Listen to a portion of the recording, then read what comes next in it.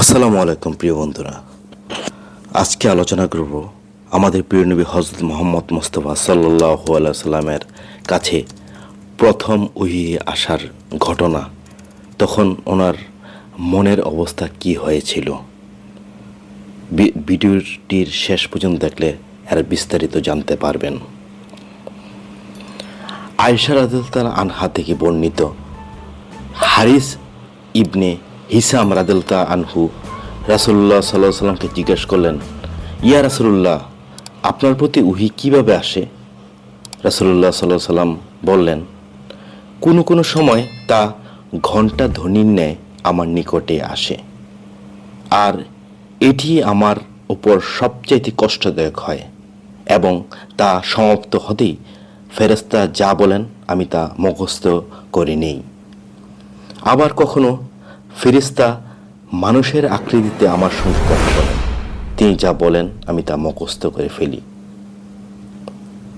আয়েশা রাদিয়াল্লাহু তাআলা আনহা বলেন, আমি প্রচণ্ড শীতের দিনে ওহী নাজিলরত অবস্থায় তাকে দেখেছি। ওহী শেষ হলেই তার কপাল থেকে ঘাম ঝরে পড়ত। বুখারী শরীফের আরেকটি হাদিসে আছে, আয়েশা রাদিয়াল্লাহু আনহা থেকে বর্ণিত, তিনি বলেন, রাসূলুল্লাহ সাল্লাল্লাহু আলাইহি সাল্লামের প্রতি সর্বপ্রথম যে ওহী আসে তা ছিল ঘুমের মধ্যে সত্য স্বপ্নরূপে। যে স্বপ্নই তিনি দেখতেন তা একেবারে ভোরের আলোর ন্যায় প্রকাশ পেত। তারপর তার কাছে নির্জনতা প্রিয় হয়ে পড়ে এবং তিনি হেরার গুহার নির্জনে থাকতেন।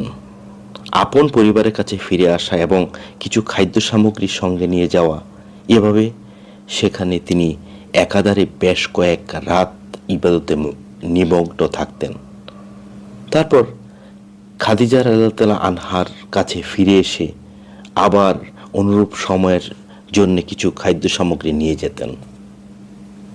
এমনিভাবে হেরা গুহার অবস্থান করলে একদিন তার কাছে ওহী এলো। তার কাছে ফেরেশতা এসে বলল, পড়ুন। রাসূলুল্লাহ সাল্লাল্লাহু আলাইহি সাল্লাম বলেন, আমি বললাম, আমি পড়তে জানি না।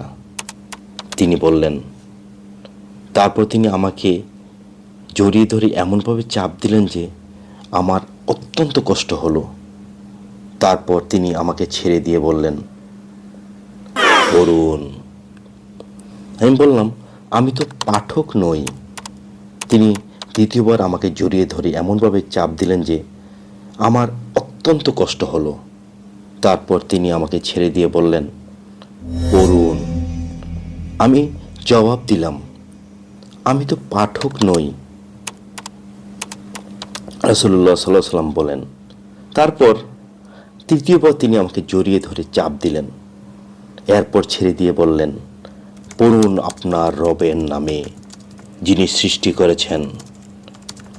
করেছেন মানুষকে আলাক থেকে।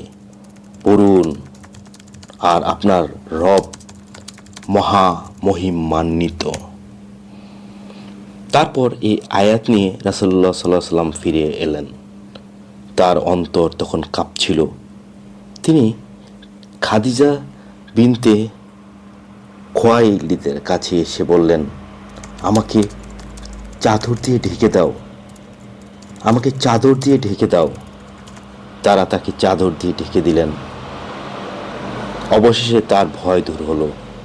তখন তিনি খাদিজা রাদিয়াল্লাহু আনহার কাছে সকল ঘটনা জানিয়ে বললেন, আমি আমার নিজের উপর আশঙ্কা বোধ করছি।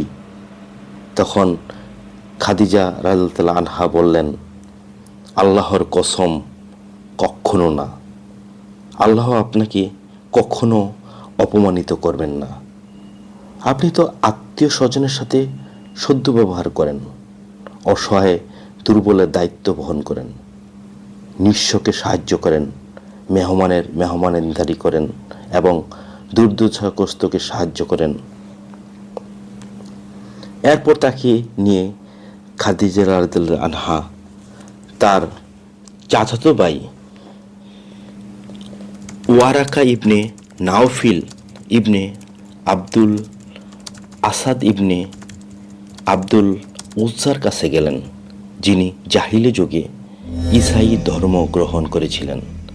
তিনি ইব্রানি ভাষার লিখতে জানতেন এবং আল্লাহর তাওফিক অনুযায়ী ইব্রানি ভাষায় ইঞ্জিল থেকে অনুবাদ করতেন। তিনি ছিলেন অত্যন্ত বয়োবৃদ্ধ এবং অন্ধ হয়ে গিয়েছিলেন। খাদিজা রাদিয়াল্লাহু আনহা তাকে বললেন, হে চাচাতো ভাই, আপনার ভাতিজার কথা শুনুন। ওয়ারাকা তাকে জিজ্ঞেস করলেন, ভাতিজা, তুমি কি দেখেছ? রাসূলুল্লাহ সাল্লাল্লাহু আলাইহি সাল্লাম যা দেখেছিলেন সবই খুলে বললেন। তখন ওয়ারাকা তাকে বললেন, ইনি সে দূত যাকে আল্লাহ মুসা আলাইহিস সালাম এর কাছে পাঠিয়েছিলেন। আফসুস, আমি যদি সেদিন যুবক থাকতাম। আফসুস, আমি যদি সেদিন জীবিত থাকতাম, যেদিন তোমার কওম তোমাকে বের করে দিবে। রাসূলুল্লাহ সাল্লাল্লাহু আলাইহি সাল্লাম বললেন, তারা কি আমাকে বের করে দিবে? তিনি বললেন, হ্যাঁ, অতীতে যিনি তোমার মতো কিছু নিয়ে এসেছেন তার সঙ্গে শত্রুতা করা হয়েছে। সেদিন যদি আমি থাকি তবে তোমাকে প্রবলভাবে সাহায্য করব। এর কিছুদিন পর ওয়ারাকা রাদিয়াল্লাহু আনহু ইন্তেকাল করেন এবং উহি স্থগিত হয়ে যায়। জাবির ইবনে আব্দুল্লাহ আনসারী রাদিয়াল্লাহু আনহু উহি স্থগিত হওয়ার প্রসঙ্গে বর্ণনা করেন যে রাসূলুল্লাহ সাল্লাল্লাহু আলাইহি সাল্লাম বলেন, একদা আমি হেঁটে চলছি, হঠাৎ আকাশ থেকে একটি আওয়াজ শুনতে পেরে চোখ তুলে তাকালাম। দেখলাম সেই ফেরেশতা যিনি হেরায় আমার কাছে এসেছিলেন আসমান ও জমিনের মাঝখানে একটি কুরসিতে বসে আছেন।